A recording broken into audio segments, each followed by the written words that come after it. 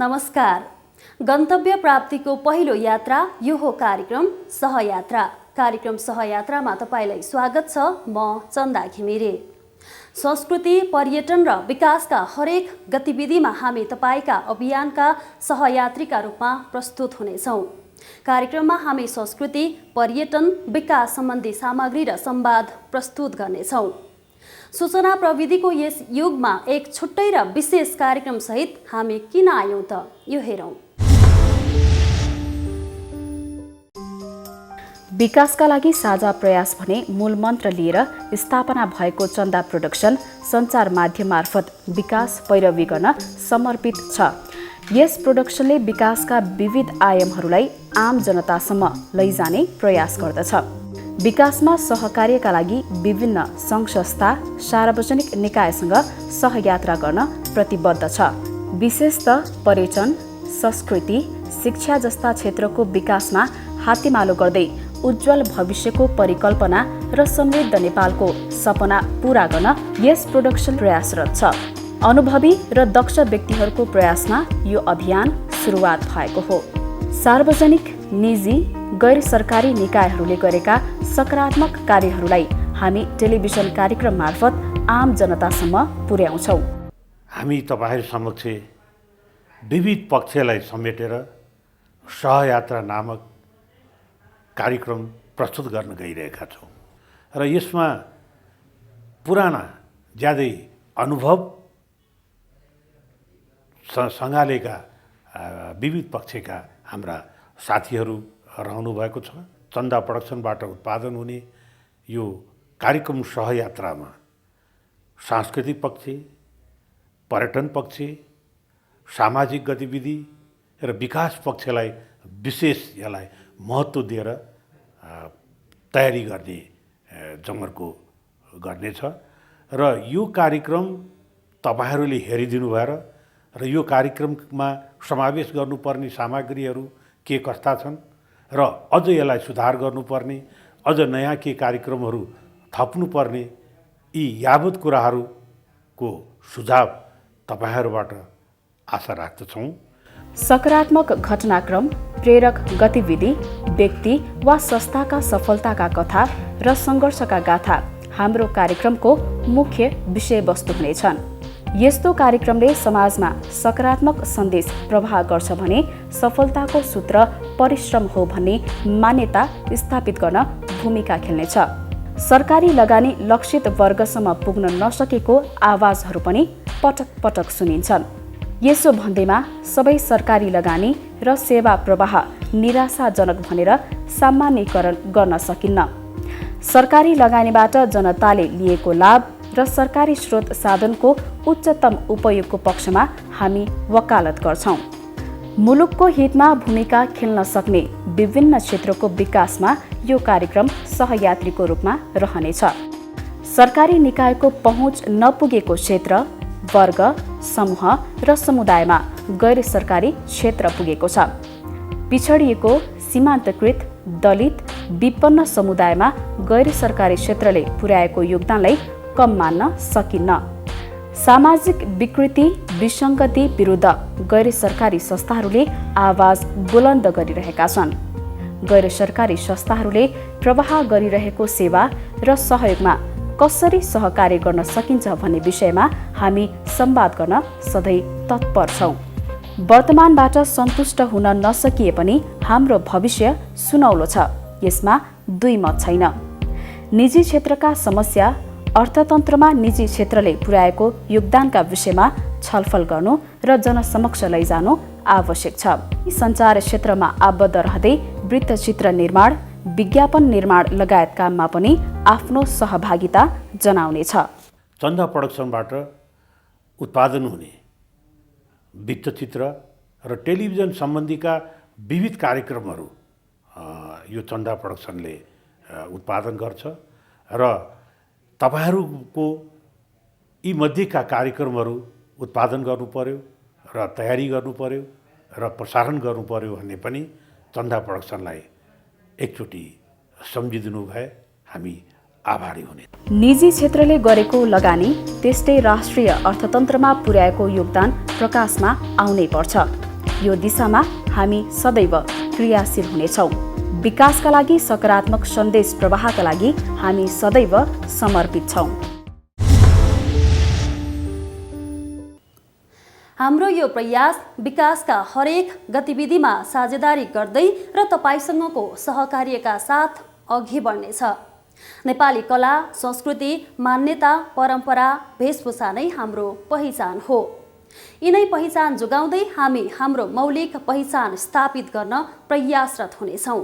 हाम्रो यो प्रयासलाई सुरुवातमै सहकार्य गर्नुहुने, हौसला र शुभकामना दिनुहुने महानुभावहरूप्रति हामी हार्दिक आभार व्यक्त गर्दछौँ। भाषा र संस्कृति पर्यटन र विकासको निम्ति सम्बन्धित कार्यक्रम सहयात्राको निम्ति हार्दिक शुभकामना प्रकट गर्दछु।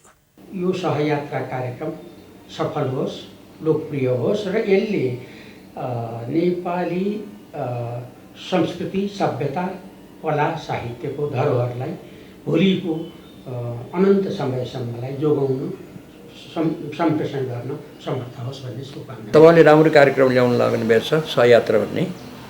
सहयात्रा भन्दाखेरि त्यो नाम पनि शब्द पनि त्यो व्यापक छ, सबै मिलेर जाने भन्ने।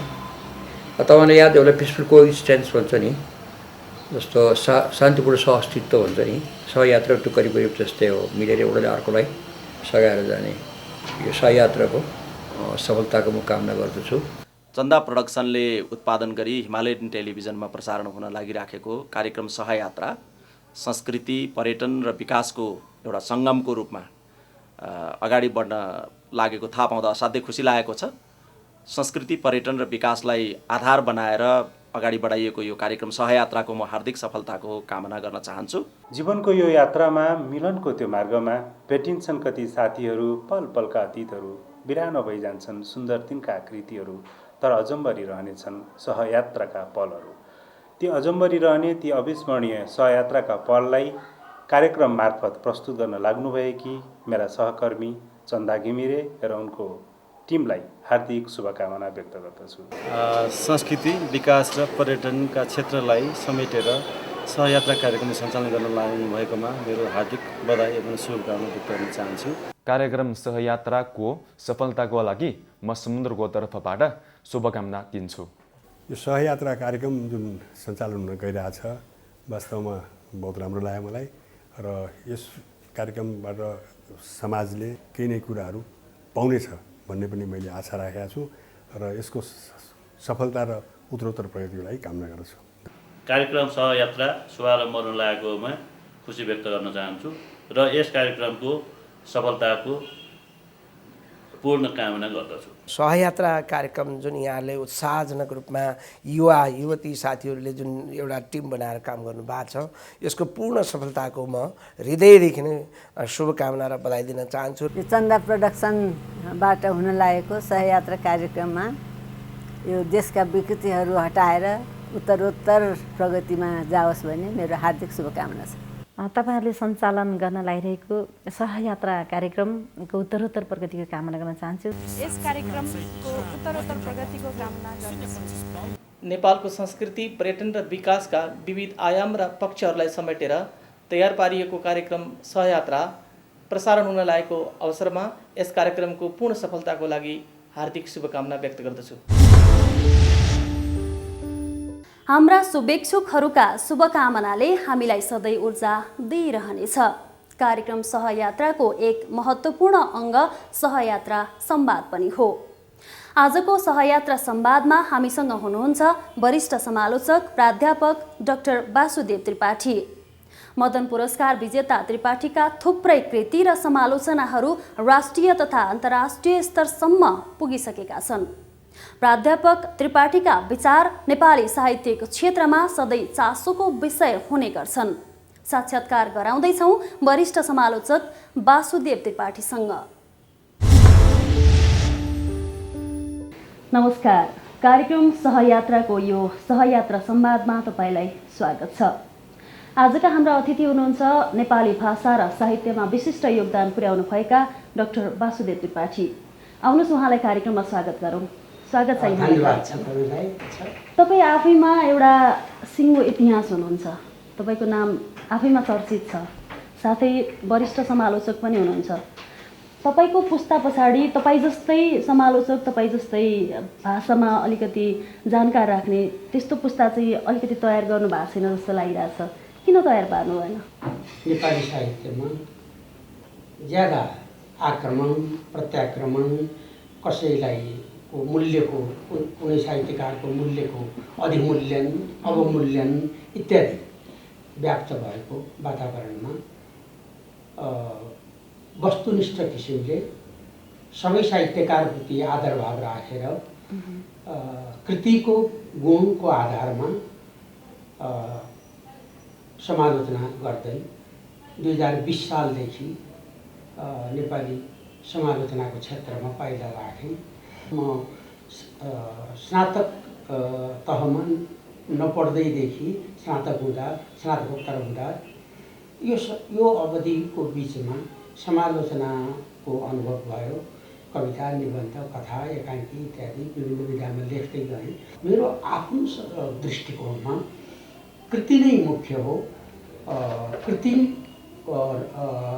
कार भनेको कृतिहरूको पुञ्ज लेख्ने व्यक्ति हो। जस्तो तपाईँ नेपालमा नै नेपाली भाषामा विद्यावारिधि गर्ने पहिलो व्यक्ति हुनुहुन्छ।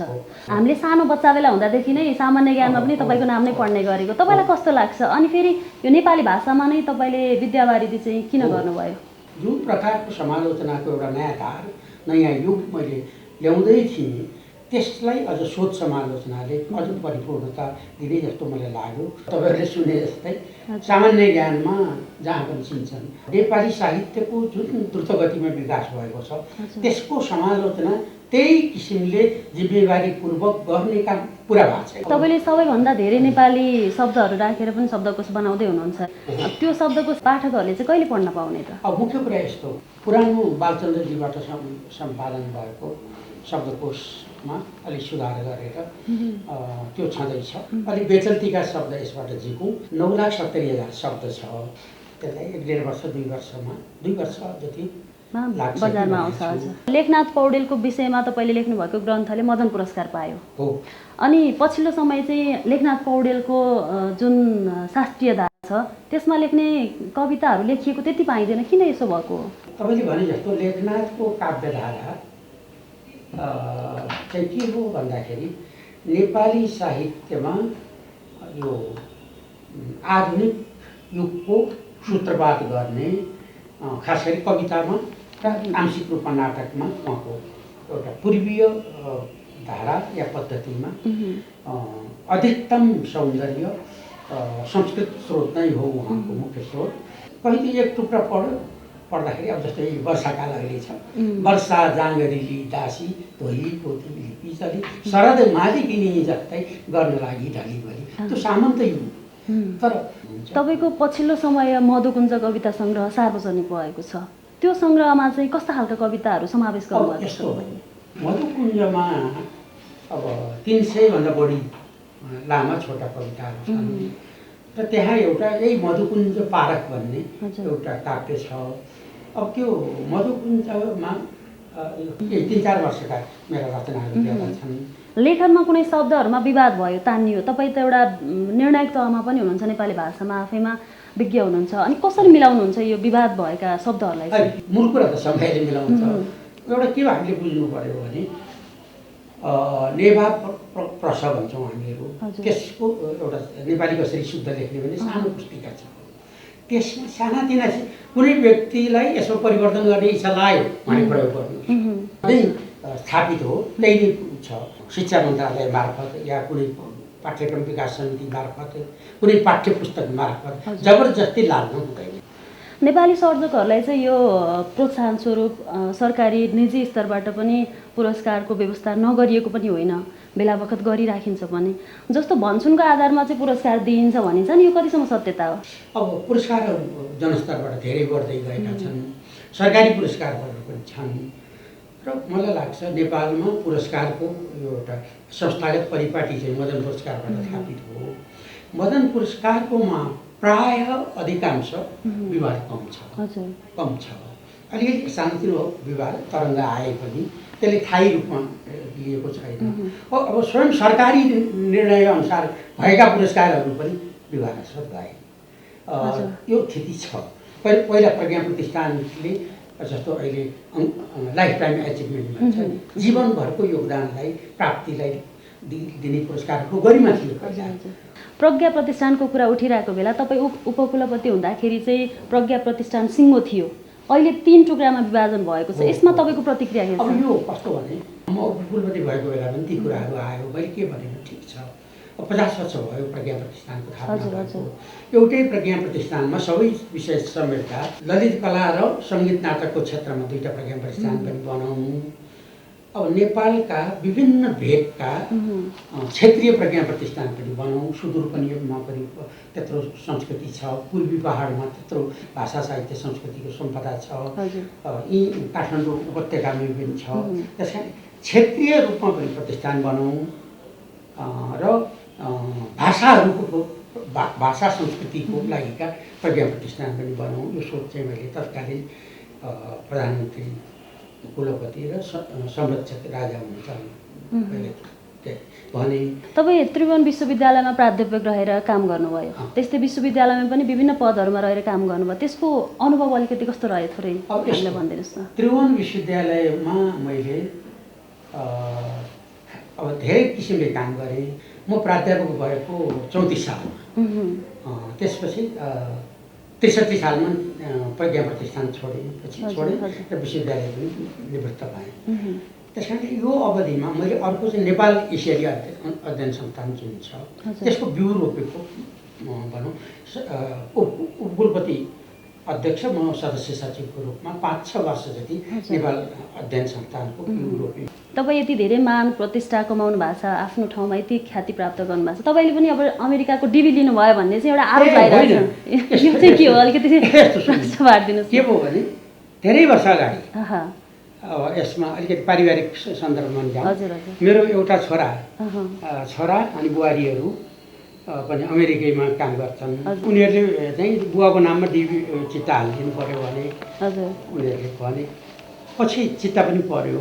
त्यो डिबी परे पनि अमेरिकन दूतावासमा गएर मलाई यो चाहिएन भन्छ। त्यहाँ मैले त्यसको के भने अस्वीकार भनौँ मलाई चाहिएन भनेर अमेरिकन उसमा लेखेर दिएँ। भनेपछि नेपाल जनता ढुक्क भयो हुन्छ, तपाईँ नेपालमै बस्नुहुन्छ। हजुर, अब हामी कार्यक्रमको अन्त्यमा छौँ।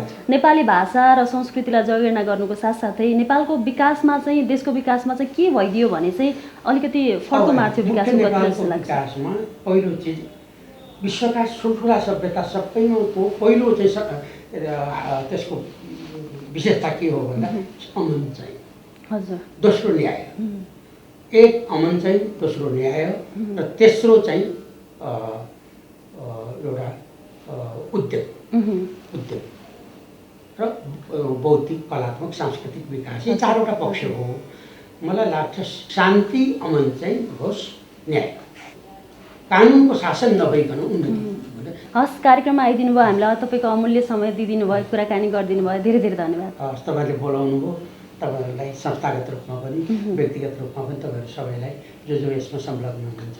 दर्शकबिन, आजको बसाइमा हुनुहुन्थ्यो नेपाली भाषा र साहित्यमा छुट्टै विशिष्ट पहिचान बनाउनुभएका व्यक्तित्व वासुदेव त्रिपाठी। आजको सहयात्रा संवादको सेगमेन्ट यहीँ सकिन्छ। हामी सबैलाई बिदा दिनुहोस्। नमस्ते। यात्रा जति नै लामो होस्, सुरुवात पहिलो पाइलाबाटै हुन्छ। हाम्रा हरेक पाइला विकास र प्रगतिप्रति उन्मुख हुनुपर्छ। भाषा, कला, संस्कृति बिनाको विकास आफैमा अपूर्ण हुन्छ।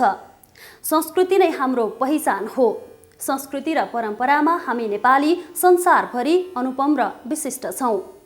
आजको यस श्रृङ्खलामा काठमाडौँ उपत्यकाको एक मौलिक पर्व इन्द्रजात्रा समावेश गर्दैछौँ। वर्षा र सहकालका देवताका रूपमा भगवान इन्द्रको पूजा इन्द्रजात्रामा गरिन्छ।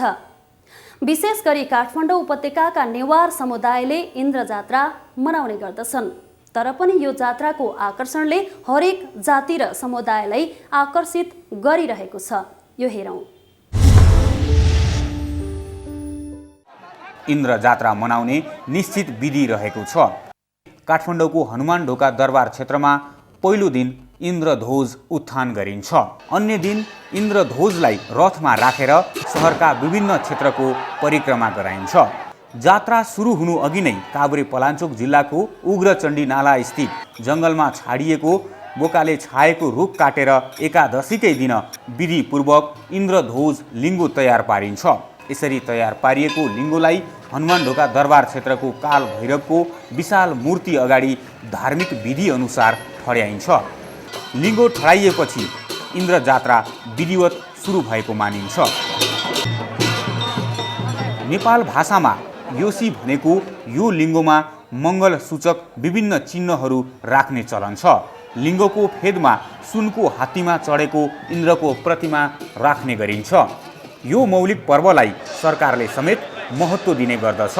लिङ्गो ठड्याउने दिन नेपाली सेनाको ब्यान्ड, गुरुजुको पल्टन र पञ्चेबाजाबाट मङ्गल धुन बजाइन्छ।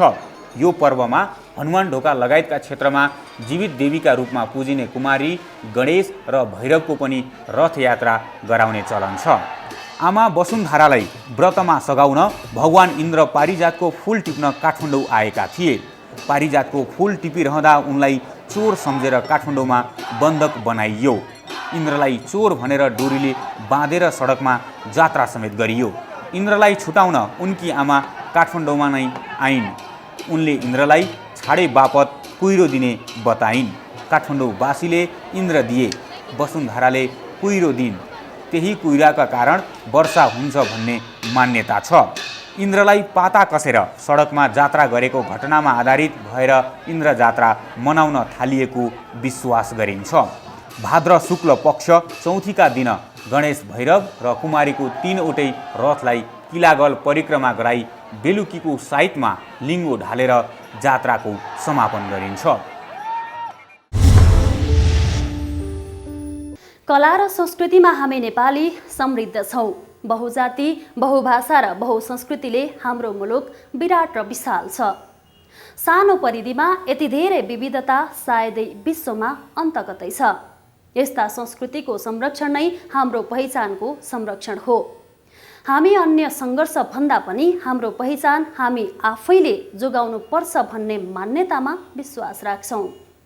इन्द्र जात्रा सम्बन्धी यो सामग्रीसँगै आजको हाम्रो निर्धारित समय सकिन लागेको छ। कार्यक्रम सहयात्रा तपाईलाई कस्तो लाग्यो?